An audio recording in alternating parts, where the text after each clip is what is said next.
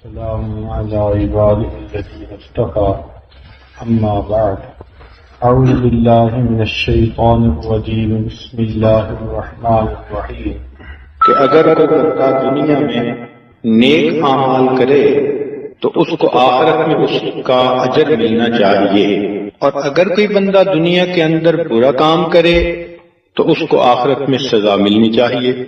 اگر آخرت کا کوئی تصور ہی نہ ہو تو دنیا میں پھر نیکی اور برائی کرنے میں کیا فرق رہا؟ اللہ تعالیٰ ارشاد فرماتے ہیں، ام حسب الذین اجترحوا السیئات ان نجعلہم کالذین آمنوا وعملوا الصالحات سواء محیاہم ومماتہم ساء ما یحکمون۔ وہ لوگ جو گناہ کرتے ہیں، کیا وہ یہ دل میں گمان کرتے ہیں کہ ہم ان کو ان لوگوں کی طرح بنائیں گے قیامت کے دن جو کہ ایمان لائے اور نیک اعمال کیے؟ سواء محیاہم ومماتہم، ان کا جینا اور مرنا ایک جیسا ہوگا؟ ساء ما یحکمون، کتنی بری بات کا حکم کرتے ہیں۔ جس کی زندگی محمود اس کی موت بھی محمود، جس کی زندگی مذموم اس کی موت بھی مذموم۔ اس لیے مومن اس دنیا میں چین کی بنسی نہیں بجا سکتا، چونکہ اس کو آخرت کی تیاری کرنی ہے۔ عربوں میں ایک دستور تھا کہ جو بڑی اہم چیز ہوتی اس کے کئی نام ہوتے۔ مثلا گھوڑے سے متعلق کوئی 16 مختلف عربی میں الفاظ ہیں جو نام کے طور پر استعمال کیے جاتے ہیں۔ اسی طرح قرآن مجید میں قیامت کے دن کے بھی بہت سارے نام ہیں۔ مثلا یوم القیامہ، یوم الحسرہ، یوم التغابن، یوم الوعید، یوم الفصل۔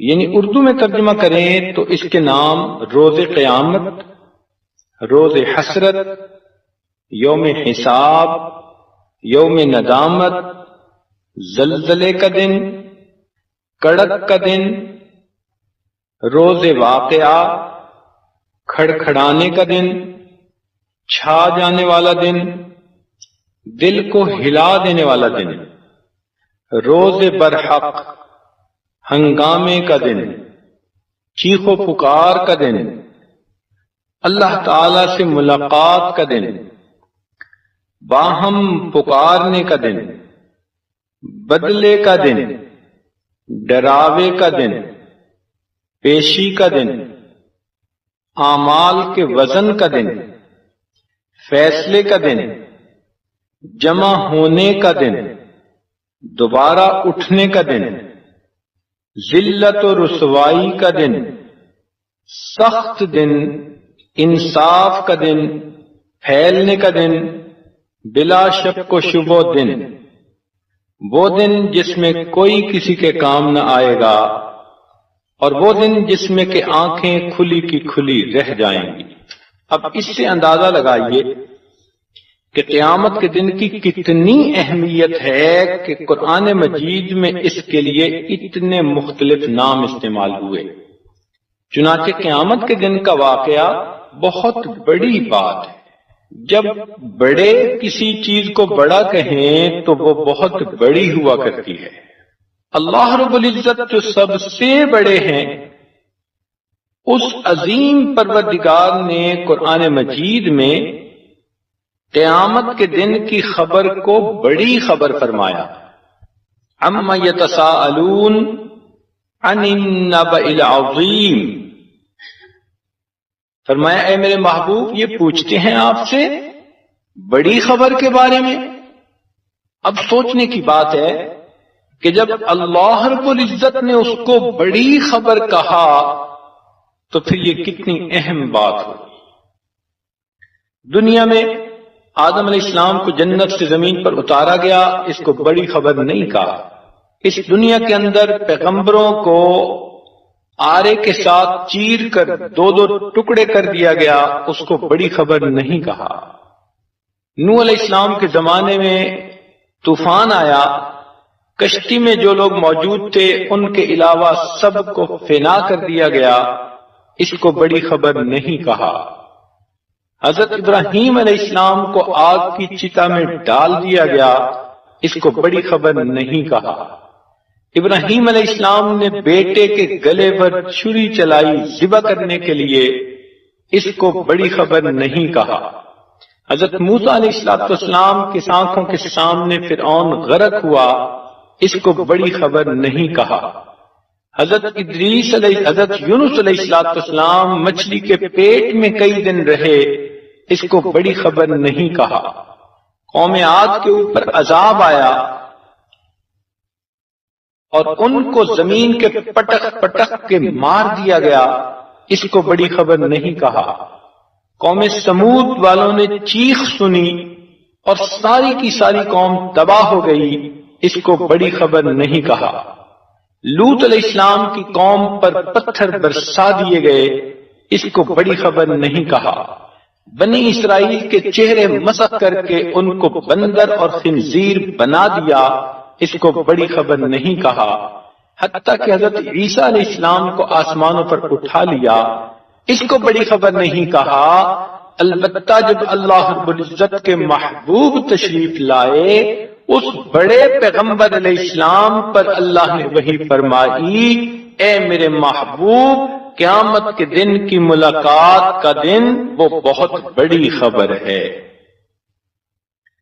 تو اس سے اندازہ لگائیے کہ اس دن کی کس قدر اہمیت ہے۔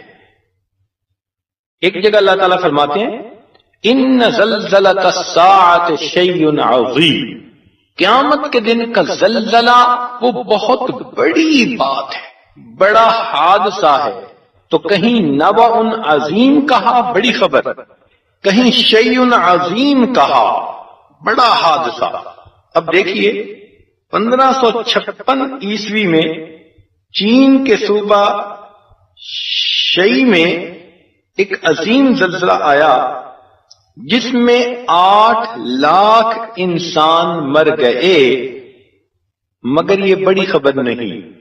قیامت کے دن کا زلزلہ بہت ہی عجیب بات ہوگی، ستارے ٹوٹ جائیں گے، سورج گرہن چاند گرہن لگ جائے گا اور زمین تیزی سے چلے گی، وَأَلْقَتْ مَا فِيهَا وَتَخَلَّتْ، زمین کے اندر جو کچھ ہوگا سب نکل کر باہر آ جائے گا، پہاڑ روئی کے گالوں کی طرح چلتے ہوں گے۔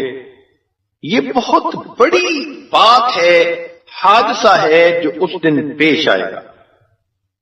اسی لیے اللہ رب العزت نے قرآن مجید میں قسمیں کھا کر اس دن کے بارے میں فرمایا ہے کہ وہ دن یقیناً آ کر رہے گا، وہ دن یقیناً آ کر رہے گا۔ تو اب دیکھیے کہ اللہ رب العزت قسمیں کھا رہے ہیں، فرما رہے ہیں کہ یقیناً وہ دن آ کر رہے گا۔ تو ہمیں اس دن کے لیے آج سے تیاری کرنی ہے۔ سورہ زاریات میں اللہ رب العزت نے 4 قسمیں کھائیں، سورت مرسلات میں اللہ تعالیٰ نے 5 قسمیں اکٹھی کھا کر فرمایا انما توعدون لصادق، جو قیامت کے دن کا تمہارے ساتھ وعدہ کر دیا گیا وہ 100% سچا ہے۔ سورہ یونس میں اللہ تعالیٰ فرماتے ہیں ای وربی انہ لحق، اللہ اکبر۔ تو جب قسمیں کھا کر پروردگار کہہ رہے ہیں تو اس کا مطلب ہے کہ یقیناً وہ بہت بڑی بات ہے۔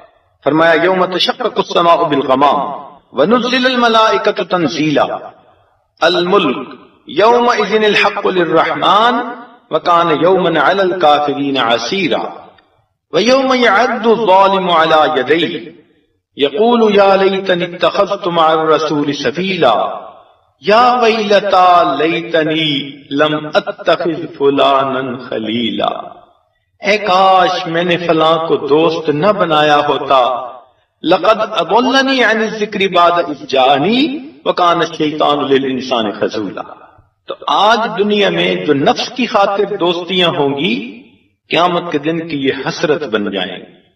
کہیں فرمایا اذا السماء انشقت، کہیں فرمایا اذا السماء انفطرت، کہیں کہا اذا زلزلت الارض زلزالها، کہیں فرمایا القارعۃ ما القارعۃ، کہیں فرمایا یوم یفر المرء من اخیہ وامہ وابیہ وصاحبتہ وبنیہ، کہیں فرمایا یوم یحمى علیہا فی نار جہنم فتکوی بہا جباہہم وجنوبہم وظہورہم ھذا ما کنزتم لانفسکم فذوقوا ما کنتم تکنزون، کہیں فرمایا یومئذ تعرضون لا تخفی منکم خافیہ، کہیں کہا کل امت تدعی الی کتابہ. قیامت کے دن اللہ تعالیٰ میزان عدل کو قائم کریں گے. وَنَضَعُ الْمَوَازِينَ الْقِسْطَ لِيَوْمِ الْقِيَامَةِ، کہیں فرمایا وَكَفَى بِنَا حَاسِبِينَ، اور ہم حساب لینے والے کافی ہیں. تو اس لیے اس قیامت کے دن کی آج تیاری کرنا یہ بہت اچھی بات ہے. جب ذہن میں یہ بات سما جائے پھر دنیا کی چکا چوند انسان کو راستے سے ہٹا نہیں سکتی. کہتے ہیں کہ سلطان بہاؤالدین کا بیٹا سلطان حمید الدین یہ مکران کا حاکم تھا. اس کے گھر کی ایک خادمہ تھی زینت اس کا نام تھا، وہی ان کے کمرے کی صفائی کرتی، ان کا بستر بناتی تھی. ایک دن جو اس نے ان کے لیے بستر سجایا تو تھکی ہوئی تھی، اس کے دل میں خیال آیا کہ میں دیکھوں تو صحیح بستر کیسے ہے. وہ جو اس کے اوپر لیٹی تو اس کی آنکھ ہی لگ گئی. اب جب سلطان حمید الدین اپنے کمرے میں سونے کے لیے آئے تو انہوں نے اپنے بستر پر ایک نوکرانی اور خادمہ کو دیکھا تو بہت غصہ آیا. اس کی جرت، یہ میرے بستر پر لیٹے. چنانچہ قریب آ کر انہوں نے سر کے بالوں سے اس کو پکڑا اور بال کھینچ کے اس کو کھڑا کر دیا. وہ سوئی ہوئی تھی، اچانک جو بال کھینچے تو اس کو درد ہوئی. جب انہوں نے اس کو کھڑا کیا تو اس کے چہرے پہ 2 تھپڑ لگائے. وہ رونے لگ گئی، مگر تھوڑا رو کر وہ جلدی چپ ہو گئی. ان کو بھی محسوس ہوا کہ میں نے مارا زیادہ ہے مگر یہ چپ جلدی ہو گئی ہے. تو انہوں نے اس سے پوچھا کہ بتاؤ تم اتنا جلدی چپ کیوں ہو گئی؟ وہ کہنے لگی بادشاہ سلامت، آپ نے مجھے مارا، بالوں سے پکڑ کے اٹھایا، مجھے تکلیف ہوئی، اس تکلیف کی وجہ سے میں رو پڑی، مگر اتنا جلدی چپ کیوں کر گئی؟ وہ کہنے لگی کہ مجھے ایک خیال آ گیا. کیا خیال آیا؟ کہ بادشاہ سلامت مجھے یہ خیال آیا میں اس بستر پر تھوڑی دیر کے لیے لیٹی ہوں اور مجھے اتنی سزا ملی ہے، آپ روزانہ اس بستر پر سوتے ہیں، آخرت میں آپ کے ساتھ کیا معاملہ ہوگا؟ بس اس لڑکی کا یہ بات کرنا تھا کہ بات دل میں اتر گئی. چنانچہ ان کے نانا سید احمد توختہ رحمت اللہ علیہ لاہور میں رہتے تھے. یہ اپنی سلطنت کو چھوڑ کر ان کے پاس آئے، پھر ان سے انہوں نے اللہ اللہ سیکھا، حتیٰ کہ سلسلہ شتاریہ کے صاحب نسبت شیخ بن گئے. تو جب اس دن کا یقین دل میں آ جاتا ہے پھر انسان کو دنیا کی چیزیں ہیچ نظر آتی. تو دل کے اندر اگر یہ خوف ہو کہ میں نے اللہ رب العزت کے حضور پیش ہونا ہے تو پھر انسان گناہوں سے بچتا ہے. کوئی کام ایسا نہیں کرتا کہ جس سے اللہ رب العزت ناراض ہو جائے. چنانچہ ایک قصاب کی نیت کسی باندی کے بارے میں بری تھی. ایک مرتبہ وہ باندی کسی کام کے لیے باہر نکلی تو یہ قصاب کا لڑکا اس کے پاس پہنچ گیا اور اس نے اس کے ساتھ برے ارادے کا اظہار کیا. تو اس باندی نے جواب دیا کہ جتنا تمہیں مجھ سے تعلق ہے اس سے زیادہ میں تعلق اپنے دل میں محسوس کرتی ہوں آپ کے لیے، مگر میں قیامت کی رسوائی سے ڈرتی ہوں، اس لیے میں کوئی گناہ کا کام نہیں کرنا چاہتی. اس لڑکی کے پرخلوص الفاظ اس نوجوان کے دل پر گزرے، اللہ نے اس کو توبہ کی توفیق عطا فرما دی. تو اگر یہ خیال ہو نا کہ اللہ رب العزت ہمیں دیکھتے ہیں اور ہمیں قیامت کے دن اس پروردگار کے سامنے پیش ہونا ہوگا تو پھر کام آسان بن جائے. چنانچہ اسی قسم کا ایک واقعہ لکھا ہے ایک بادشاہ کے بارے میں کہ اس نے اسی طرح کسی اچھی شکل کی خاتون کو اپنے پاس برے ارادے سے بلوایا اور اسے کہا کہ دروازے بند کر دو اور میرے پاس آ جاؤ. وہ مجبور تھی، معذور تھی، دروازے بند کرتی تھی مگر دل ٹوٹا ہوا تھا. اس کو ذرا دیر لگی تو بادشاہ نے اس سے پوچھا کہ کیا بات ہے، کیوں اتنی دیر لگ رہی ہے؟ اس نے کہا بادشاہ سلامت دروازہ بند نہیں ہو رہا. تو بادشاہ کہنے لگا کون سا دروازہ بند نہیں ہوتا؟ اس نے آگے سے جواب دیا بادشاہ سلامت جن دروازوں سے مخلوق دیکھتی ہے میں نے وہ سب دروازے بند کر دیے، مگر جس دروازے سے پروردگار دیکھتا ہے میں وہ دروازہ بند نہیں کر سکتی. اللہ رب العزت نے اس نیک خاتون کے ان الفاظ پر اس آدمی کو توبہ کی توفیق عطا فرمائی. تو اس دن کے بارے میں ہر وقت ذہن میں سوچ رہنی چاہیے. ہم اپنا قدم اٹھاتے ہوئے سوچیں کہ یہ قدم اللہ رب العزت کے سامنے سرخرو کرے گا یا اس کے سامنے شرمندہ کرے گا. رات کو سونے سے پہلے اپنے دن کے اعمال کا جائزہ لیں، اپنا محاسبہ کریں کہ پروردگار عالم نے قیامت کے دن جب مجھ سے پوچھنا ہے تو میں اس کا کیا جواب دے سکوں گا. ایک باپ اپنے بیٹے کے ساتھ جا رہا تھا، راستے میں ان کو انگوروں کا باغ ملا. تو باپ کا دل للچایا کہ میں اس میں سے کچھ انگور توڑ کر لاؤں اور کھائیں گے. اس نے بیٹے کو کہا کہ بیٹے تم کھڑے ہو نا، میں جا کے انگور کا خوشہ توڑتا ہوں اور اگر کوئی بندہ آنے لگے تو تم مجھے فوراً آواز دے دینا. باپ گیا، اس نے انگور کے خوشے کو توڑنا چاہا، جیسے ہی ہاتھ لگایا تو اس کے بیٹے نے فوراً شور مچانا شروع کر دیا یا ابی احد یرانا، اے بجان ایک ہمیں دیکھ رہا ہے. تو آدمی ڈر کے واپس آ گیا، لیکن جب بیٹے کے قریب پہنچا تو اس نے دیکھا کہ دیکھنے والا تو کوئی ہے نہیں. تو اس نے اپنے بیٹے سے کہا کہ کون دیکھ رہا ہے؟ تو بیٹے نے کہا کہ ابا جان یہاں انسان کوئی نہیں دیکھ رہا مگر انسانوں کا پروردگار تو ہمیں دیکھ رہا ہے. تو یہ چیز کہ اللہ رب العزت کا ہر وقت استحضار رہے، پھر انسان اپنی شہوات کو قابو میں لے آتا ہے، انسان بن کے رہتا ہے، اس پر حیوانیت سوار نہیں ہوتی. صحابہ کرام رضی اللہ تعالیٰ عنہ کی یہی کیفیت تھی.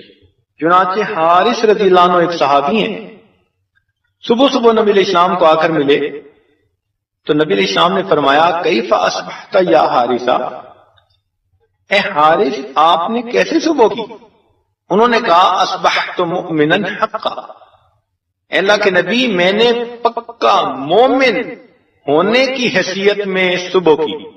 نبی علیہ السلام نے فرمایا کہ حارثہ ہر چیز کی علامت ہوتی ہے، وما علامت ایمانکم، تمہارے اس ایمان کی علامت کیا ہے، دلیل کیا ہے؟ انہوں نے کہا اللہ کے نبی میری یہ کیفیت ہے کہ مجھے ہر وقت یوں محسوس ہوتا ہے کہ اللہ رب العزت نے قیامت کا دن قائم کر دیا ہے، انسانوں کے اعمال تل رہے ہیں، میں عرش کے سامنے ہوں، کوئی جنت میں جا رہا ہے کوئی جہنم میں جا رہا ہے. نبی علیہ السلام نے فرمایا حارثہ مبارک ہو تم کو، تم وہ بندے ہو اللہ نے تمہارے سینے کو ایمان کے نور سے منور کر دیا ہے. چنانچہ عمر رضی اللہ تعالیٰ عنہ اپنے دور خلافت میں ایک دفعہ صبح کے وقت جا رہے تھے، ایک گھر سے دو عورتوں کے بولنے کی آواز آئی. قریب ہو کے سنا تو ایک بوڑھی عورت کی آواز تھی اور ایک جوان العمر لڑکی کی آواز تھی. بڑھیا نے پوچھا کیا بکریوں نے دودھ دے دیا؟ اس نے کہا جی ہاں دے دیا. کتنا دیا؟ اس نے کہا عام معمول سے ذرا کم دیا. تو بڑھیا کہنے لگی کہ پھر لینے والے تو پورا لینے آئیں گے، تم اس میں کچھ پانی ملا دو تاکہ مقدار پوری ہو جائے. بیٹی نے کہا کہ سنا نہیں کہ امیر المومنین عمر رضی اللہ عنہ نے اعلان کروایا ہے کہ پانی میں کوئی دودھ نہ ملائے. اس نے کہا اس وقت کون سا امیر المومنین دیکھ رہے ہیں؟ تو بیٹی نے جواب دیا کہ اگر عمر نہیں دیکھ رہے تو تو عمر کا پروردگار تو دیکھ رہا ہے۔ عمر لانو نے جب یہ گفتگو سنی تو واپس آئے، دن میں ان دونوں کو اپنے دربار میں بلایا، پتہ چلا ایک ماں ہے، ایک بیٹی ہے، اور بیٹی ابھی کنواری ہے۔ تو عمر لانو نے اس کو کہا کہ میرا بیٹا جوان ہے، میں اس لڑکی کو اپنی بچی، اپنی بہو بنانا چاہتا ہوں۔ چنانچہ اس یقین ایمان کی صفت کی وجہ سے عمر لانو نے اس لڑکی کو اپنی بہو بنایا۔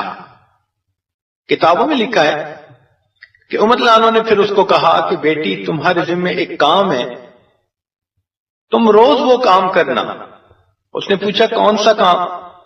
فرمانے لگے کہ جب میں صبح تیار ہو کر اپنے دربار کے کام کے لیے جانے لگوں تو تم اس وقت میرے راستے میں آیا کرو اور میرے سامنے یہ الفاظ صرف بول دیا کرو کہ اگر عمر نہیں دیکھتا عمر کا پروردگار تو دیکھ رہا ہے۔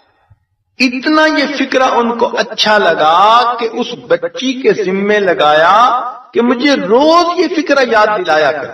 عمر لانو کے بارے میں آتا ہے کہ ایک مرتبہ وہ بیٹھے تھے اکیلے، اچانک چونک پڑے، اپنی زبان سے کہنے لگے اگر عمر نہیں دیکھتا عمر کا پروردگار تو دیکھ رہا ہے۔ اس وقت کے جو چرواہے تھے ان کے دل میں بھی خوف خدا تھا۔ چنانچہ ایک بکریاں چرانے والا ملا عبداللہ ابن عمر لانو، انہوں نے کہا کہ بھائی آؤ ہمارے ساتھ کچھ کھا لو۔ اس نے کہا جناب میں تو روزے سے ہوں۔ بڑے حیران ہوئے کہ یہ پہاڑوں کے درمیان اس ویرانے میں بکریاں چراتا ہے، کوئی دیکھنے والا نہیں، اور یہ اس وقت روزے کی حالت میں ہے۔ آپ نے اسے کہا کہ ایک بکری ہمیں بیچ دو، ہم اس کو شام کو بھون لیں گے، ہم بھی کھائیں گے اور تم بھی اپنی افطاری کر لینا۔ اس نے کہا جناب بکریاں میری تو نہیں ہیں، مالک کی ہیں۔ ان کا تو مالک کو کہہ دینا کہ ایک بکری کو کوئی کھا گیا، جیسے بھیڑیے کھا جاتے ہیں۔ تو جب آپ نے یہ اس کو آزمانے کے لیے کہا تو آگے سے وہ بکریوں کا چرواہا جواب دیتا ہے کہ میں اگر اپنے مالک کو یہ جواب دوں گا فَأَيْنَ اللَّهُ، پھر اللہ کہاں ہے، آخر وہ بھی تو ہمیں دیکھ رہا ہے۔ تو عبداللہ ابن ملانو یہ واقعہ سنایا کرتے تھے بعد میں اور کہا کرتے تھے کہ دیکھو اس چرواہے نوجوان کے دل میں اس ویرانے میں بھی اللہ رب العزت کا خوف تھا اور وہ روزے سے تھا، کوئی کام خلاف شریعت نہیں کرتا۔ آج ہمارا اپنی نفس پہ کنٹرول کیوں نہیں؟ نہ ہماری آنکھیں کنٹرول میں، نہ زبان، نہ کان، نہ دل دماغ، نہ شرمگاہ۔ بنیادی وجہ یہ کہ آخرت کا یقین ہمارے دل و دماغ میں کمزور ہے، پکا ٹھکا یقین نہیں ہے کہ قیامت کے دن ہمارے ساتھ کیا ہونا ہے۔ ہم بہت ایزی لیتے ہیں اور سمجھتے ہیں کہ اچھا جب وہاں جائیں گے تو دیکھی جائے گی، یعنی ہمارا ریسپانس ایسا ہوتا ہے کہ بھئی ہم جائیں گے تو وہاں کوئی جوڑ توڑ کر لیں گے، حالانکہ ایسا تو نہیں ہوگا۔ آج اس دن کے لیے تیاری کا وقت ہے۔ اس دن کی سختی سے نبی علیہ الصلوۃ والسلام اتنا گھبراتے تھے کہ ایک حدیث پاک میں ہے نبی علیہ السلام نے کہا یا لیت رب محمد لم یخلق محمدا، اے کاش محمد صلی اللہ علیہ وسلم کا پروردگار محمد صلی اللہ علیہ وسلم کو پیدا ہی نہ کرتا۔ سیدنا صدیق اکبر اس لیے کہا کرتے تھے یا لیتنی کنت عصفورا، اے کاش کہ میں کوئی پرندہ ہوتا، مومن کے بدن کا بال ہوتا، میں کوئی گھاس کا تنکا ہوتا، تاکہ قیامت کے دن مجھے اللہ تعالی کے سامنے پیش ہی نہ ہونا پڑتا۔ چنانچہ ایک مرتبہ عبداللہ ابن مسعود رضی اللہ تعالیٰ عنہ بیٹھے ہوئے تھے، ایک سائل آیا، اس نے سوال پوچھا، آپ نے جواب دیا۔ جواب لینے کے بعد جب وہ واپس جانے لگا تو اس نے دعائیہ کلمات میں کہا یا لیتنی اکون من اصحاب الیمین، اے کاش کہ میں اصحاب یمین میں سے ہو جاؤں۔ تو عبداللہ ابن مسعود نے فرمایا یا لیتنی کنت اذا مت لم عبس، اے کاش کہ میں جب مروں تو قیامت کے دن مجھے اٹھایا ہی نہ جائے، میں اللہ کے سامنے پیش ہونے کے قابل بھی نہیں۔ چنانچہ رابعہ بصریہ اللہ کی نیک بندی، ان کے سامنے ایک آدمی بھنا ہوا مرغ لایا کہ امی کھا لیجیے۔ رابعہ بصریہ نے رونا شروع کر دیا۔ لوگوں نے کہا کہ آخر آپ کیوں رو رہی ہیں؟ فرمانے لگیں کہ مجھ سے تو یہ مرغ اچھا، پہلے اس کی جان نکالی گئی، پھر اس مرغ کو آگ پر بھونا گیا، اور اگر رابعہ کی قیامت کے دن بخشش نہ ہوئی تو رابعہ کو تو جہنم میں زندہ حالت میں بھونا جائے گا۔ عمر بن عبدالعزیز رحمۃ اللہ علیہ کی ساری زندگی شریعت و سنت کے اوپر گزری۔ ایک مرتبہ ان کی رشتے میں کوئی نانی دادی بوڑھی عورت تھی، وہ آئی اور کہنے لگی کہ جیسے پہلے بادشاہوں نے خزانے کے منہ کھول رکھے تھے، آپ ایسا کیوں نہیں کرتے؟ انہوں نے ایک آدمی کو کہہ کر 1 دینار منگایا اور اس کو آگ میں گرم کر کے گوشت کی ایک بوٹی پڑی تھی اس گوشت کے اوپر رکھ دیا۔ جب کچے گوشت کے اوپر سرخ جو ہے آگ میں کیا ہوا دینار رکھا گیا تو گوشت جلنے لگا اور بو آنے لگی۔ تو وہ بڑھیا کہنے لگی آپ نے ایسا کر کے کیوں بدبو مچا دی؟ بیٹھنا مشکل ہو گیا۔ انہوں نے اس بڑھیا فتنے کی بڑھیا کو جواب دیا کہ دیکھیں، اگر آپ اس تھوڑے سے گوشت کی بدبو اتنی محسوس کرتی ہیں کہ برداشت نہیں کر سکتی، تو جب قیامت کے دن تمہارے اس کام کی وجہ سے مجھے جہنم میں جلایا جائے گا تو پھر میرا کیا حال ہوگا؟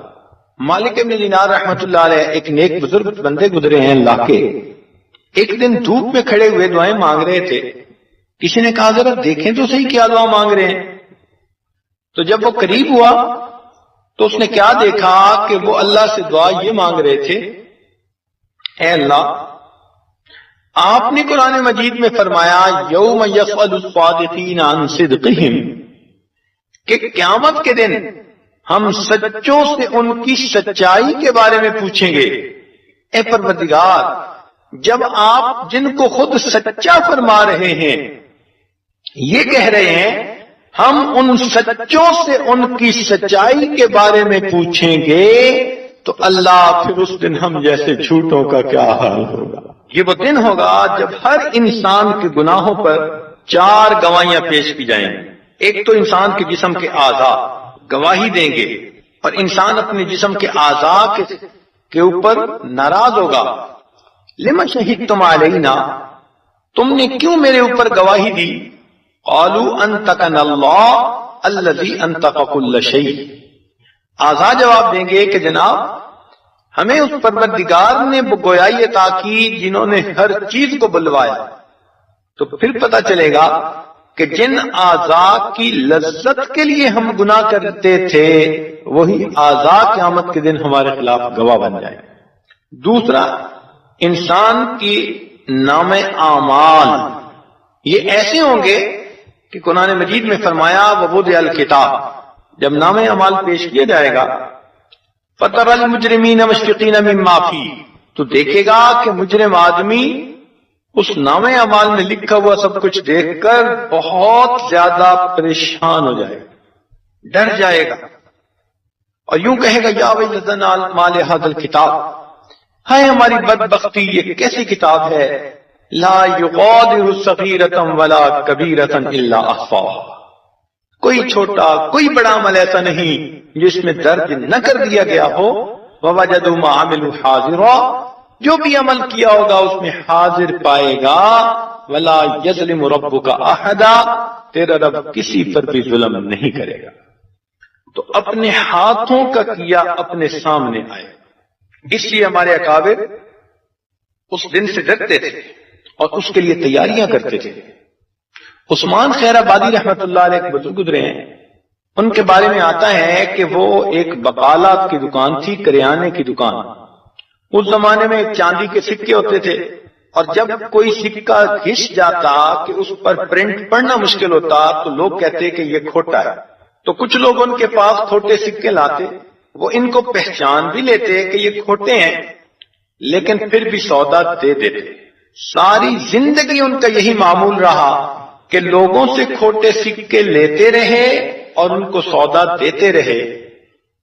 کہتے ہیں کہ جب ان کی وفات کا وقت آیا تو لیٹے ہوئے تھے، وہ بستر پر اٹھ کر بیٹھ گئے اور یہ دعا مانگنے لگے، اے اللہ میں ساری زندگی تیرے بندوں سے کھوٹے سکوں کو قبول کرتا رہا، اللہ تو بھی میرے کھوٹے عملوں کو قبول فرما لے۔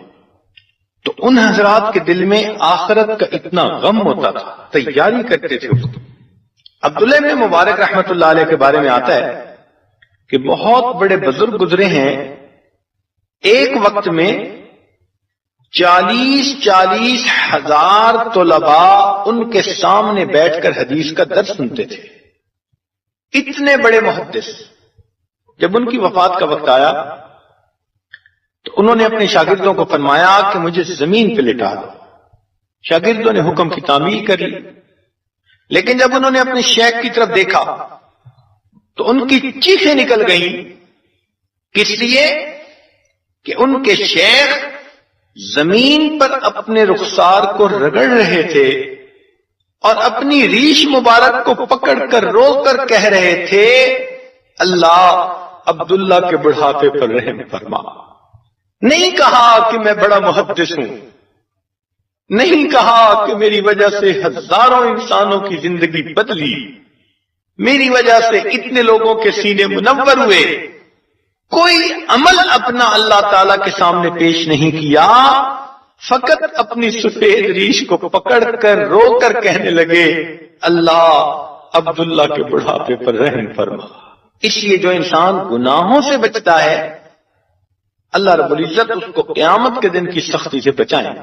امام شافعی رحمۃ اللہ علیہ کے زمانے میں ایک عجیب واقعہ پیش آیا کہ وقت کا بادشاہ اپنی بیوی کے ساتھ تھا اور بیوی کسی بات پہ ناراض تھی۔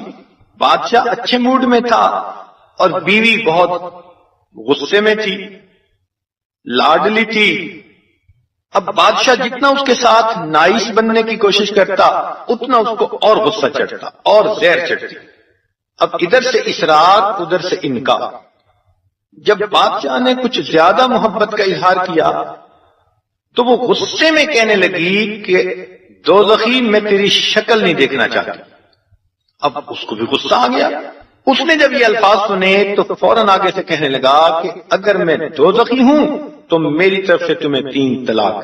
اب جب دماغ گرم جو ٹھنڈے ہوئے کچھ دن کے کچھ رات گزرنے کے بعد تو اب بیوی کو بھی خیال آیا کہ بھائی یہ جو محل اور اس کی ساری نعمتیں ہیں یہ اسی بندے کی تو وجہ سے ہیں، یہ مجھے نکال دے گا تو میری کیا حیثیت ہے؟ ناز انداز کی بھی کوئی حد ہوتی ہے، مجھے ایسا نہیں کہنا چاہیے تھا۔ اور بادشاہ کو بھی خیال آیا کہ میں نے اپنی پوری رعایا میں سے چن کے سب سے زیادہ خوبصورت بیوی لڑکی کو بیوی بنایا، میں بھی نہیں چاہتا کہ وہ مجھ سے جدا ہو۔ اب دونوں چاہتے تھے کہ ہم میں جدائی نہ ہو۔ تو بیوی نے کہا کہ یہ بتائیں طلاق واقع ہوئی یا نہیں ہوئی؟ کیونکہ مشروط طلاق تھی، کنڈیشنل تھی۔ بادشاہ نے کہا میں علماء سے پوچھتا ہوں۔ اب جب علماء سے مسئلہ پوچھا کہ بھئی عورت نے کہا کہ دوزخی میں تیرا شکل نہیں دیکھنا چاہتی اور خامن نے غصے میں کہہ دیا اگر میں دوزخی تو تجھ پہ 3 طلاق، اب بتاؤ یہ واقع ہوئی یا نہیں ہوئی؟ اب جو بندہ سنتا وہ کہتا جی کون کہہ سکتا ہے وہ دوزخی ہے یا نہیں، ہم تو اس کا جواب نہیں دے سکتے۔ ہر بندہ انکار کرتا رہا حتیٰ کہ یہ بات it became the talk of the town. ہر بندے کی زبان پہ یہی تذکرہ کہ یہ طلاق ہوئی یا نہیں ہوئی، کوئی جواب دینے کو تیار نہیں۔ کس کی مجال تھی دم مارے اور کہے کہ یہ بندہ دوزخی ہے یا یہ بندہ جنتی ہے۔ اب بادشاہ کو اور پریشانی ہوئی۔ کسی نے امام شافعی رحمت اللہ علیہ کو آ کر بتایا کہ جی یہ معاملہ پیش آیا ہے۔ اس نے کہا بادشاہ اگر مجھے بلا کر پوچھے گا تو میں اس کو جواب دے دوں گا۔ بادشاہ کو اطلاع مل گئی، اس نے اپنے بندے بھیجے اور بڑے احترام سے امام شافعی رحمت اللہ علیہ کو بلایا اور ان کے سامنے اپنے مسئلے کو پیش کیا۔ امام شافعی کہنے لگے کہ ہاں میں اس کا جواب دے سکتا ہوں۔ اس نے کہا جی بتائیں۔ انہوں نے فرمایا کہ میں علیحدگی میں تنہائی میں آپ سے کچھ باتیں پوچھوں گا، ان کی روشنی میں آپ کو جواب دوں گا۔ بادشاہ نے تنہائی کا بندوبست کر دیا۔ تنہائی نے اس میں پوچھا کہ جی بتائیں یہ طلاق واقع ہوئی یا نہیں ہوئی؟ امام شافعی رحمۃ اللہ علیہ نے فرمایا کہ بادشاہ سلامت، آپ مجھے اپنی زندگی کا کوئی ایسا واقعہ سنائیں کہ گناہ کبیرہ کرنے کی آپ کو قدرت ہو، موقع ہو، مگر آپ نے اللہ رب العزت کے ڈر اور خوف کی وجہ سے اس گناہ کو نہ کیا ہو۔ بادشاہ سوچتا رہا، پھر کہنے لگا ہاں ایک مرتبہ ایسا واقعہ پیش آیا۔ کیا ہوا؟ بادشاہ کہنے لگا کہ میں اپنے کام کاج میں سے ذرا تھک گیا تھا، تو ایک دن میں جلدی آرام کے لیے اپنے کمرے میں آ گیا۔ میرے کمرے میں محل میں کام کرنے والی ایک جوان العمر لڑکی کوئی چیزوں کی سیٹنگ کر رہی تھی۔ میں نے اب کمرے میں داخل ہوا اور اس کے چہرے پر میری نظر پڑی تو وہ مجھے بہت اچھی لگی۔ میں نے دروازہ بند کر دیا۔ میرے دل میں ارادہ تھا کہ میں اس کے ساتھ آج وقت گزاروں گا۔ وہ لڑکی بڑی نیک، تقیہ، نقیہ، پاک، صاف تھی۔ جب اس نے دیکھا کہ میں نے کنڈی لگائی تو وہیں سے اس نے اونچی آواز سے کہا، یا ملک اتق اللہ، اے بادشاہ اللہ سے ڈر۔ کہنے لگے جب اس لڑکی کی یہ آواز سنی تو اللہ رب العزت کا خوف میرے دل پر ایسا طاری ہوا کہ میں نے دروازہ کھول کر اس لڑکی کو کہا کہ چلی جاؤ۔ اگر میں چاہتا تو اس لڑکی سے اپنا ارادہ پورا کر لیتا، مجھے کوئی پوچھنے والا نہیں تھا، مگر اللہ کے خوف سے میں نے اس گناہ کو نہ کیا۔ یہ واقعہ مجھے یاد آتا ہے، جب اس نے یہ واقعہ سنایا تو امام بخاری رحمت اللہ علیہ، امام شافعی رحمت اللہ علیہ نے فتویٰ دیا کہ اس بندے کی بیوی کو طلاق نہیں ہوئی، یہ میاں بیوی بن کے رہ سکتے ہیں۔ جب یہ فتویٰ دیا گیا تو باقی علماء جپٹ پڑے۔ انہوں نے امام شافعی رحمۃ اللہ سے کہا کہ آپ کیسے یہ فتویٰ دے سکتے ہیں؟ آپ کون ہوتے ہیں کہنے والے کہ یہ جنتی ہے یا جہنمی؟ آپ نے کیسے اتنی بڑی جرأت کر لی؟ تو امام شافعی رحمۃ اللہ نے فرمایا کہ بھائی یہ فتویٰ میں نے نہیں دیا، یہ فتویٰ قرآن مجید میں اللہ رب العزت نے دیا ہے۔ قرآن مجید کی آیت ہے، وَأَمَّا مَنْ خَافَ مَقَامَ رَبِّهِ، اور جو اپنے رب کے سامنے کھڑے ہونے سے ڈر گیا، وَنَهَى النَّفْسَ عَنِ الْهَوَىٰ، اور اس نے اپنے نفس کو خواہشات میں پڑنے سے بچا لیا، فَإِنَّ الْجَنَّةَ هِيَ الْمَأْوَىٰ، اس کا ٹھکانہ جنت ہوگی۔ چونکہ گناہ کبیرہ کو اس نے اللہ کے خوف کی وجہ سے چھوڑا، اس لیے قرآن کا فتویٰ اللہ اس کو جنت عطا فرمائے۔ ہمیں بھی چاہیے کہ ہم اس قیامت کے دن کی ذلت و رسوائی سے بچنے کے لیے آج تیاری کریں۔ کون ہے جو قیامت کے دن اللہ کے حضور پیش ہونے کی جرأت رکھتا؟ کہتے ہیں کہ اصفہان میں ایک بادشاہ گزرا ہے، اس کا نام تھا سلطان ملک شاہ۔ ایک مرتبہ اس نے دوستوں کے ساتھ جنگل میں شکار کا پروگرام بنایا اور اس کے ساتھ اس کے سیکیورٹی گارڈ بھی بہت زیادہ تھے۔ 3 دن اس نے جنگل میں رہ کے شکار کھیلنا تھا۔ تو اس کے جو پولیس والے تھے انہوں نے دیکھا کہ ایک بڑھیا کی وہاں چھوٹی سی کٹیا بنی ہے، کمرہ بنا ہے۔ اس بڑھیا کی ایک گائے تھی، اسی کے دودھ پر اس بوڑھی عورت کا گزر بسر تھا۔ ان کو تو خیال آیا کہ ہمیں کچھ گوشت بھون کے کھانا چاہیے، چنانچہ انہوں نے بڑھیا کی گائے کو ذبح کر دیا اور اس کے گوشت بھون کے کھا لیے، کباب بنا کے کھا لیے۔ بوڑھی عورت نے کہا کہ اللہ کے بندو مجھے کچھ پیسے دے دو، میں کوئی اور گائے خرید لوں۔ انہوں نے پیسے بھی نہ دیے۔ بڑھیا نے کہا کہ اچھا مجھے بادشاہ سے بات کرنے دو، انہوں نے بادشاہ سے بات بھی نہ کرنے دی۔ تو وہ بوڑھی عورت بڑی پریشان ہوئی کہ اب میرا کیا بنے گا۔ چنانچہ اس نے ایک عالم سے پوچھا کہ میرے ساتھ دیکھو یہ ظلم ہوا ہے، اب میں اپنے گزرے اوقات کے لیے کیا کروں گی؟ اس عالم نے کہا کہ دیکھیں بادشاہ بڑا نیک دل ہے. بڑھیا نے کہا میں ان تک کیسے پہنچوں؟ اس نے کہا دیکھو پرسوں اس بادشاہ نے واپس گھر جانا ہے اور واپس جانے کے لیے راستے میں دریا پڑتا ہے، ایک ہی اس کا پل ہے اور اس بادشاہ نے اس پل سے گزرنا ہے. تم پل پہ جا کے کھڑی ہو جاؤ، جب بادشاہ کی سواری گزرے تو سواری کو روک کر تم اپنی بات کر لینا. خیر اس بوڑھی عورت کو بات سمجھ آ گئی، چنانچہ وہ پل پہ چلی گئی اور وہاں انتظار میں بیٹھ گئی. جب ملک شاہ کی سواری وہاں سے گزری تو اس نے آگے بڑھ کر اس کی لگام پکڑ کے اس کو کھڑا کر لیا. بادشاہ نے کہا بڑی اماں کیا بات ہے؟ کہنے لگی ملک شاہ ذرا نیچے آؤ. ملک شاہ نے پوچھا کس لیے نیچے آؤں؟ بڑھیا کہنے لگی کہ بادشاہ سلامت، میرا اور آپ کا ایک مقدمہ ہے، میں آپ سے صرف اتنا پوچھنا چاہتی ہوں اس مقدمے کا فیصلہ اس پل پہ کرنا چاہتے ہو یا قیامت کے دن پل صراط پہ کرنا چاہتے ہو؟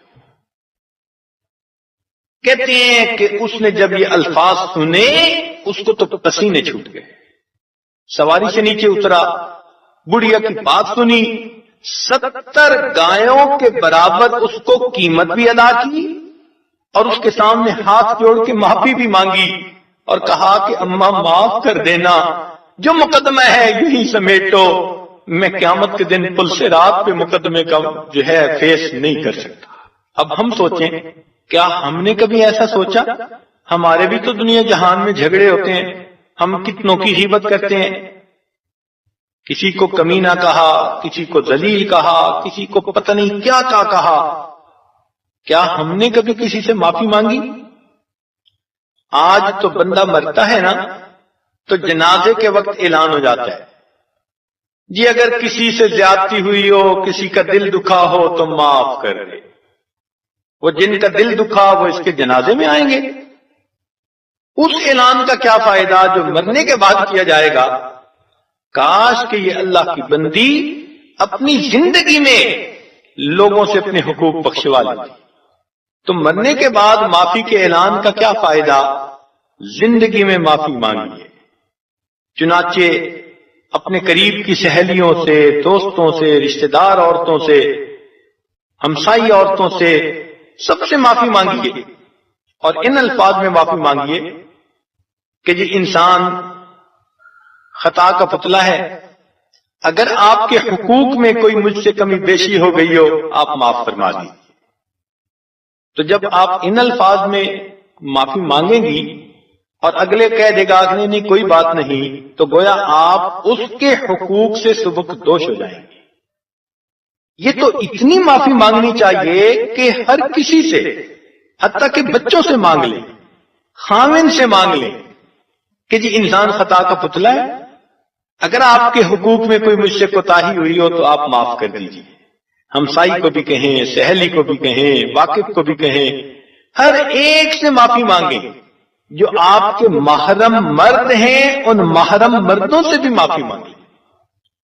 آج تو بہنیں بھائیوں کو بد دعائیں تو دے دیتی ہیں مگر کبھی بھائی سے معافی نہیں مانگتی. اب قیامت کے دن جب ہمارے مقدمے اللہ رب العزت کے حضور پیش ہوں گے تو ہم ان مقدموں کا کیسے فیصلہ کر لیں؟ اس لیے فرمایا کچھ لوگ پل صراط سے گزر رہے ہوں گے، ایک آواز آئے گی وَقِفُوهُمْ إِنَّهُمْ مَسْئُولُونَ، انہیں روک لو، ان سے کچھ بات پوچھی جائے گی. تو ان لوگوں کو پل صراط پہ ٹھہرا لیا جائے گا. کیا ہم چاہتے ہیں کہ ہمیں پل صراط پہ روکا جائے؟ اگر نہیں چاہتے تو ہم اپنے جھگڑوں کو سمیٹیں. ہم کسی سے خفا ہیں تو دل سے معاف کر دیں. ہمارے دل میں کسی کے بارے میں رنجش ہے، کینہ ہے، حسد ہے، بغض ہے، ہم اللہ کے لیے یہ سب کچھ نکال دیں اور دوسروں سے ہم معافی مانگ کے اپنے آپ کو بخشوا لیں. ہم قیامت کے دن اللہ رب العزت کے حضور ان مقدموں کو فیس کرنے کے قابل نہیں ہیں. یہ ہے آخرت کی تیاری. قیامت کا دن ایسا دن ہوگا، حدیث پاک میں آتا ہے نبی علیہ الصلوۃ والسلام نے ارشاد فرمایا کہ قیامت کے دن لوگ اٹھیں گے اور ان کے بدن پر کوئی بھی کپڑا نہیں ہوگا، جیسے ماں کے پیٹ سے پیدا ہوتے ہیں اس عالم میں اللہ کے حضور اٹھ کر کھڑے ہوں گے۔ تو سیدہ عائشہ رضی اللہ عنہا نے کہا اے اللہ کے نبی، مرد اور عورتیں سب اسی طرح کھڑے ہوں گے؟ فرمایا ہاں۔ تو حیران ہو کر کہنے لگی اللہ کے نبی تو پردے کے اعضاء بھی دیکھیں گے؟ نبی علیہ السلام نے فرمایا اس دن کی ہیبت اتنی ہوگی کہ کسی کا اس طرف دھیان ہی نہیں جائے، آنکھیں پھٹی ہوئی ہوں گی۔ جہنم کو پیش کیا جائے گا اور جہنم چنگھاڑتی ہوگی، 19 بڑے فرشتوں نے پکڑا ہوگا، ہر فرشتے کے ساتھ 70,000 فرشتوں نے لگام ایک ایک پکڑی ہوگی، اور جہنم لوگوں کی طرف بھاگنے کی کوشش کرے گی، اس میں ابال آئے گا، اونٹ کے برابر برابر انگارے اس میں سے اونچے اونچے اٹھ کر جائیں گے اور پھر واپس آئیں گے۔ فرمایا کہ جب وہ انگارے اٹھیں گے اس وقت سارے لوگوں کا یہ عالم ہوگا کہ وہ یہ محسوس کریں گے کہ شاید یہ انگارے ہمارے سر پر آ کر گریں گے، انبیاء بھی تھراتے ہوں گے، پسینہ پسینہ ہوں گے۔ اس دن اللہ رب العزت حضرت عیسیٰ علیہ السلام سے پوچھے گا کہ کیا آپ نے ان عیسائیوں کو کہا تھا کہ مجھے معبود بنا لو؟ انت قلتا، کیا آپ نے یہ کہا تھا؟ تو حدیث پاک میں آتا ہے کہ جب اللہ تعالیٰ حضرت عیسیٰ علیہ السلام سے پوچھیں گے تو حضرت عیسیٰ علیہ السلام پر اتنا خوف طاری ہوگا کہ جس طرح پسینہ آتا ہے پورے جسم میں سے اس طرح ان کو خون کا پسینہ آ جائے کہ اللہ نے مجھ سے پوچھ لیا کیا تم نے یہ کہا تھا؟ اتنا اللہ تعالیٰ کی ہیبت ہوگی، اتنا جلال ہوگا، اتنی گرمی ہوگی، اتنی سختی ہوگی، اور اس میں انسان اللہ کے سامنے کھڑے ہوں، اور جہنم بار بار اپنی لگامیں تڑوانے کی کوشش کرے گی۔ جب اس کے ابال کو دیکھیں گے تو پتے پانی ہو رہے ہوں گے، اور اس کو جن فرشتوں نے پکڑا ہوگا ان کے کالے رنگ ہوں گے، سفید دانت ہوں گے، لمبے لمبے ناخن ہوں گے، اور ان کے منہ ناک سے آگ کی لپٹیں نکل رہی ہوں۔ جب ایسی کیفیت بندہ دیکھے گا تو اس وقت اس کی ہوائیاں اڑ جائیں گی، پریشان ہوگا، ساری مخلوق پریشان ہوگی۔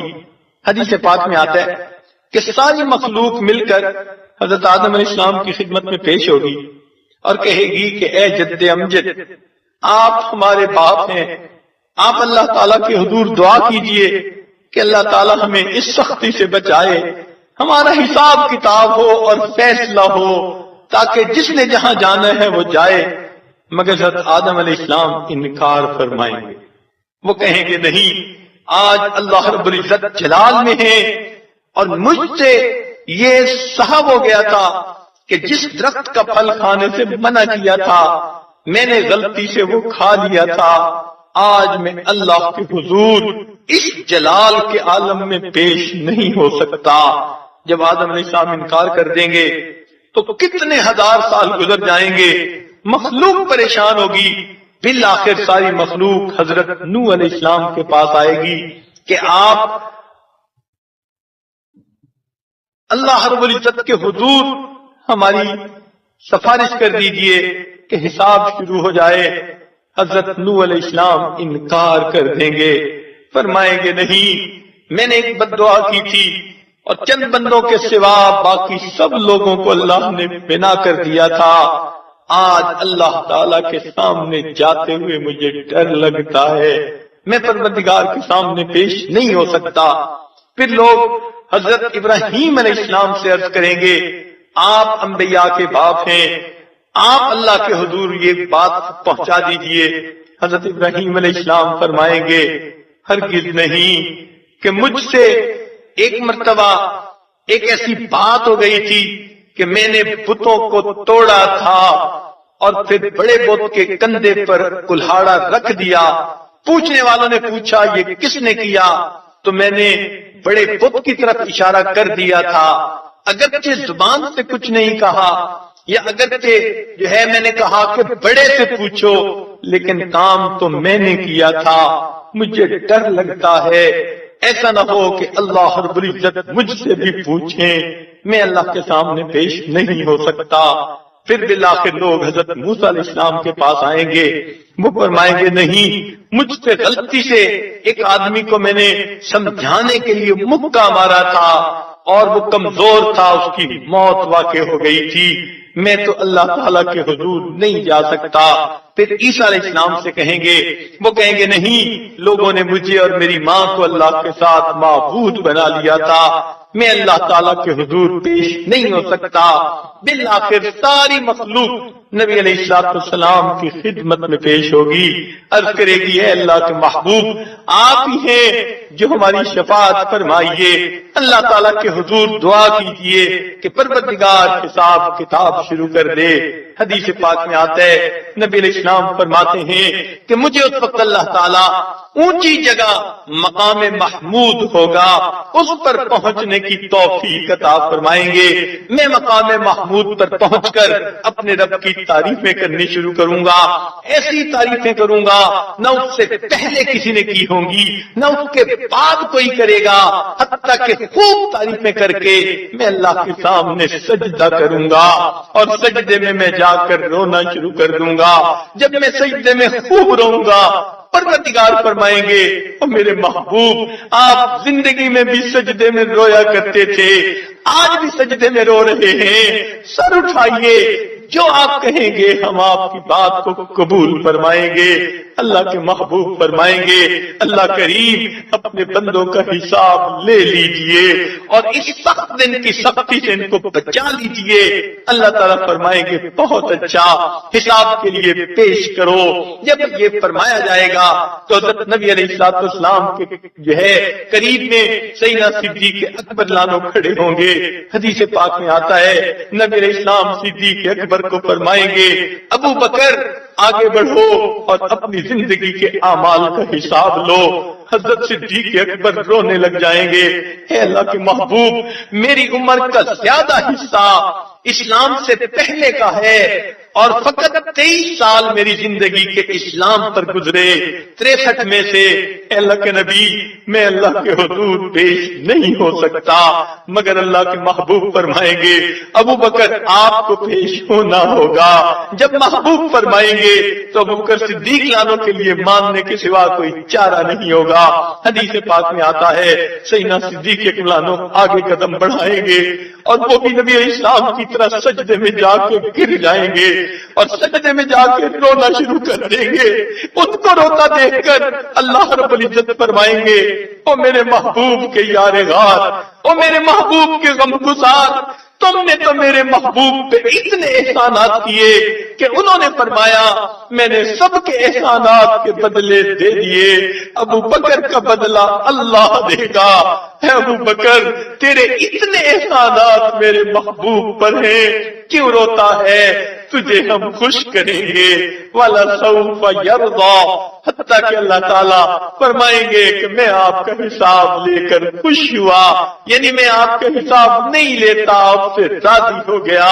چنانچہ اس کے بعد نبی علیہ السلام حضرت عمر رضی اللہ عنہ کو فرمائیں گے، عمر رضی اللہ عنہ جب آگے بڑھیں گے حدیث پاک میں آتا ہے اول من یسلم علیہ الرب عمر، عمر لانو جب قدم آگے بڑھائیں گے اللہ رب العزت سلام فرمائیں گے عمر تم پر سلامتی ہو، تم میرے محبوب کے مراد تھے اور تمہاری وجہ سے اسلام کو تقویت پہنچی۔ سبحان اللہ۔ چنانچہ ان کا حساب گویا ہو جائے گا۔ پھر اس کے بعد عثمان غنی لانو کی باری آئے گی۔ حدیث پاک میں آتا ہے کہ جب حضرت عثمان غنی رضی اللہ عنہ آگے بڑھیں گے ان کا حساب بہت آسان ہو جائے گا۔ وہ کیسے؟ ایک مرتبہ عید کا دن تھا، نبی علیہ السلام عید پڑھنے کے لیے تشریف لے جانے لگے۔ اماں نے فرمایا، ام المومنین نے ایک عرض کیا کہ اے اللہ کے محبوب کچھ دے دیجئے، ہم آج سے پکائیں گے، مدینہ کے یتیم اور بیوائیں ہمارے گھروں میں آتے ہیں، خود بھی ہم کھائیں گے، ان کو بھی کھلائیں گے۔ نبی علیہ السلام نے فرمایا میرے پاس تو کچھ بھی نہیں جو میں آپ کو دے سکوں۔ وہ خاموش ہو گئی۔ نبی علیہ السلام عید پڑھنے کے لیے تشریف لے گئے۔ جب عید کی نماز پڑھا کے واپس آئے، کیا دیکھتے ہیں؟ گھر میں کھانے پکے ہیں اور یتیم بھی کھا رہے ہیں، بیوائیں بھی کھا رہی ہیں، تقسیم بھی ہو رہا ہے، گھر کے لوگ بھی استعمال کر رہے ہیں۔ نبی علیہ السلام نے پوچھا ام المومنین سے کہ یہ سب کچھ کیسے آیا؟ انہوں نے عرض کیا اے اللہ کے محبوب، جب آپ نے فرمایا میرے پاس تو بھی کچھ نہیں اور آپ چلے گئے تو تھوڑی دیر کے بعد عثمان غنی رضی اللہ تعالی عنہ نے ایک اونٹ سامان سے لدا ہوا آپ کی ہر بیوی یعنی ام المومنین کی خدمت میں ہدیہ کے طور پر بھیجا۔ اس سامان سے ہم نے یہ کھانا بنایا اور اس سے ہم نے خود بھی کھایا، یتیموں کو کھلایا۔ نبی علیہ السلام کا دل خوش ہوا۔ آپ نے فرمایا اور دعا دی یا رحمان سہل الحساب علی عثمان، اے رحمان قیامت کے دن عثمان کے حساب کو آسان فرما دے۔ چنانچہ عثمان رضی اللہ عنہ جب آگے بڑھیں گے تو اللہ تعالیٰ ان کے نام اعمال پہ نظر ڈالتے ہی فرمائیں گے عثمان میرے محبوب کی دعا تھی، میں نے آپ کا حساب لے لیا۔ اس کے بعد علی رضی اللہ عنہ آگے بڑھیں گے۔ حدیث پاک میں آتا ہے اسرع المحاسبۃ یوم القیامت حساب علی، قیامت کے دن علی رضی اللہ عنہ کا حساب سب سے زیادہ جلدی لے لیا جائے گا۔ ان چاروں یاروں کے نام اعمال جب اللہ تعالیٰ دیکھیں گے تو اللہ تعالیٰ کا جلال اللہ کے جمال میں تبدیل ہو جائے گا۔ پھر باقی امت کا حساب کتاب اللہ تعالیٰ جمال سے لیں گے۔ پھر تو رحمت کے وہ نقشے قائم ہوں گے، لوگ دیکھتے رہ جائیں گے۔ کتابوں میں علماء نے لکھا ہے ایک فقیر اللہ کے سامنے پیش کیا جائے گا، کہے گا اللہ ساری زندگی لوگوں سے ٹکڑے مانگ کر گزارا کرتا تھا، میرے پلے کیا تھا جو میں آپ کے سامنے حساب پیش کروں؟ پروردگار فرمائیں گے ہاں میرے بندے، ہم نے تیرا رزق تھوڑا لکھا تھا اور تو اس پر صبر شکر کر کے رہا، چلو آج ہم تمہیں بغیر حساب کے جنت دیتے ہیں۔ وہ فقیر چند قدم تو اٹھائے گا پھر کھڑا ہو جائے گا۔ اللہ تعالیٰ فرمائیں گے کیوں کھڑے ہو، جنت میں کیوں نہیں جاتے؟ عرض کہے گا اللہ میرے دل میں خیال آیا جن کے دروازوں پہ جا کے میں ٹکڑے کھایا کرتا تھا وہ تو پیچھے کھڑے ہیں، میں اکیلا جنت جا رہا ہوں۔ اس ایک بندے کے کہنے پر اللہ فرمائیں گے جس نے تمہیں ایک ٹکڑا بھی زندگی میں دیا ہم تمہاری اس بات پر ان کو بھی جنت عطا فرما دیتے ہیں۔ پھر اللہ رب العزت کی یوں رحمتیں ہوں گی۔ لہذا آج وقت ہے ہم اپنی آخرت کی تیاری کر لیں، ایسا نہ ہو کہ قیامت کے دن ہمیں ٹوک لیا جائے، جہنم میں اندھے منہ ڈال دیا جائے، قیامت کے دن ہم سے کہہ دیا جائے بتاؤ تم نے زندگی کیسے گزاری تھی۔ آج ان تمام گناہوں سے بچنے کا وقت ہے۔ آج کی اس محفل میں بہت ساری معلمات ہیں، فاضلات ہیں، دین پڑھی ہوئی خواتین ہیں، ان کو تو اور زیادہ فکر مند ہونے کی ضرورت ہے۔ وہ عورتیں جو دین کے قریب بھی نہیں آئیں، دور دور رہ کر زندگی گزاری، ممکن ہے ان کے ساتھ تو کچھ آسانی کا معاملہ ہو جائے کہ وہ تو جانتی نہیں تھی، جاہل رہ کر زندگی گزاری، لیکن اگر علم والی وہاں پہنچ گئی اور اللہ کے محبوب نے فرما دیا کہ دوسری تو اس طرح گناہ کرتی تھی مگر تم نے تو علم پڑھا تھا، بخاری شریف پڑھی تھی، ترمذی شریف پڑھی تھی، تم تو میری روحانی بیٹی بنی تھی، تم نے میری بیٹی ہونے کی کیا لاج رکھی، تم نے نہیں پڑھنے کی کیا لاج رکھی، تم نے پردے میں رہ کر بھی گناہ کیے، بتاؤ تم نے اللہ سے کتنا ڈر کر زندگی گزاری، تو پھر اس دن ہمارا کیا بنے گا؟ آج وقت ہے ہم اللہ رب العزت کے حضور اپنے گناہوں سے سچی توبہ کر کے یہ عہد کریں میرے مالک ہمیں قیامت کی رسوائی سے بچا لینا، قیامت کی ذلت سے بچا لینا، قیامت کی سختی بچا لینا۔ اے مالک ہم تو دھوپ کی گرمی برداشت نہیں کر سکتے، تیرے جہنم کی گرمی کہاں برداشت کریں گے؟ ہم تو ایک بندے کے سامنے کی جھڑکیاں برداشت نہیں کر سکتے، قیامت کے دن آپ کے محبوب کے سامنے کی رسوائی کیسے برداشت کریں گے؟ تو آج وقت ہے اپنے گناہوں کی معافی مانگنے کا۔ حضرت پیر دستگیر، حضرت پیران پیر، حضرت شیخ عبد القادر جیلانی رحمۃ اللہ علیہ کے بارے میں آتا ہے ایک مرتبہ دعائیں مانگتے رہے، اللہ میرے گناہوں کو معاف کر دینا، معاف کر دینا، معاف کر دینا۔ بہت دیر یہ دعا مانگتے رہے اور بالآخر کہنے لگے، اے اللہ اگر آپ کا یہ فیصلہ ہو کہ میں نے معاف نہیں کرنا تو اللہ قیامت کے دن مجھے اندھا کھڑا کر دینا، اس لیے کہ آپ کے محبوب کے سامنے مجھے شرمندگی نہیں ہو، آپ کے محبوب کے سامنے رسوائی نہ ہو۔ اب سوچئے وہ حضرات تو اتنی بڑی باتیں سوچتے تھے، آج ہمیں چاہیے کہ ہم گناہوں سے بچ کر زندگی گزاریں۔ آج اللہ تعالی ہمارے سب گناہوں کو معاف فرما دے، قیامت کے دن ہمیں سرخرو فرمائے۔ وآخر دعوانا ان الحمد للہ رب العالمین۔